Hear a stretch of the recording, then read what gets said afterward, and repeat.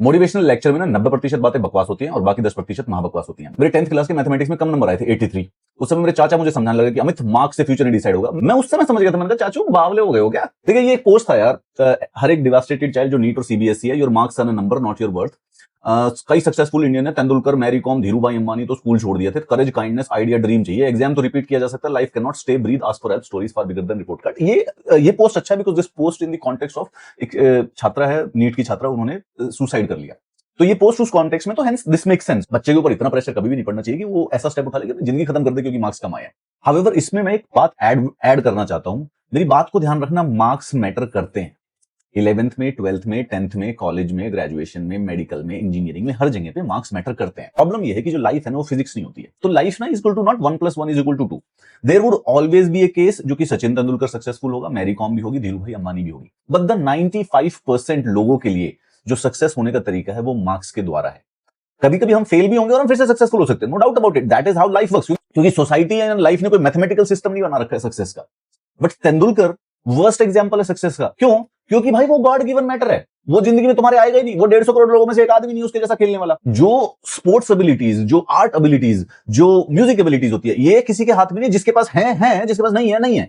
बाकी जिन लोगों के पास सुपर गॉड गिफ्टेड एबिलिटीज नहीं होती है, उनके पास ये मार्क्स ही होते हैं। तो जितने अच्छे मार्क्स आएंगे उतना ज्यादा सक्सेसफुल होगे लाइफ में। सक्सेस लिमिट नहीं होती है मार्क्स। आर्टिस्टिक परस्यूट्स हैं, उसमें मार्क्स नहीं मैटर करते, ठीक है। म्यूजिक में, स्पोर्ट्स में, मूवीज में, पॉलिटिशियंस, उसमें मार्क्स मैटर नहीं करते हैं, उसमें दूसरे प्रकार की स्किल्स लगती हैं। लेकिन इसका ये मतलब नहीं है कि बस वाइब्स से सक्सेस आ जाती है। उसके अंदर जो इंटेलिजेंस लगती है उसको हम टेस्ट और मेजर नहीं कर सकते हैं अच्छी तरीके से। That is the only reason. पर जो ये एकेडमिक इंटेलिजेंस है जिसको हम मार्क्स से टेस्ट करते हैं, it is not perfect, no debate about it. However the system which we live into, उसके अंदर this is the standard operating protocol. तो अगर कोई बच्चा है 9वीं 10वीं 11वीं 12वीं में, मैं बता देता हूं भाई आपको, शहर में से एक सुपर सक्सेसफुल आदमी होगा, कोई भुवन बाम बनेगा, कोई बस्सी बन जाएगा।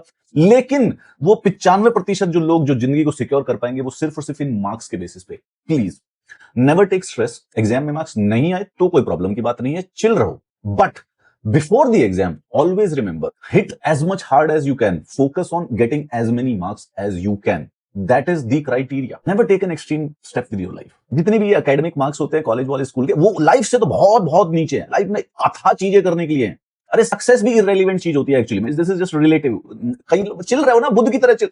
बाकी दूसरी जगह पे भी भाई वो सचिन तेंदुलकर के मार्क्स कम है, ये नहीं पता था कि सचिन तेंदुलकर 12-12 घंटे प्रैक्टिस करता है। धीरूभाई अंबानी ने स्कूल छोड़ दिया था, काम वो 16-16 घंटे कर रहा था।